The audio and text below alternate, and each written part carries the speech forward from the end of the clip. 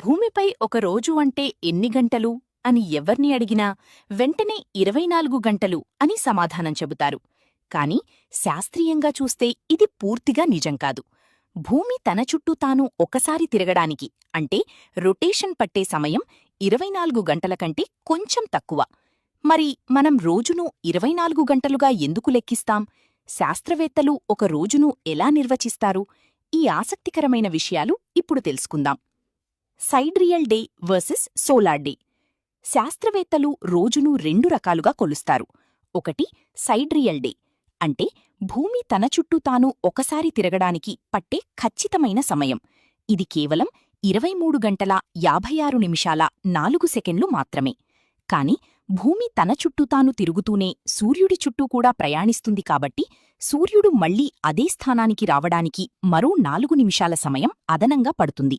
దీనినే మనం solar day అంటాం. మనం వాడుకలో ఉన్న 24 గంటల లెక్క ఇదే. రోజు నిడివిలో మార్పులు.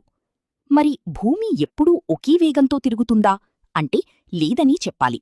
సముద్రంలో వచ్చే పోటుపాట్లు, టైడ్స్, భూకంపాలు మరియు భూమి లోపల ఉండే ద్రవ పదార్థాల కదలికల వల్ల భూమి తిరిగే వేగంలో స్వల్ప మార్పులు వస్తుంటాయి.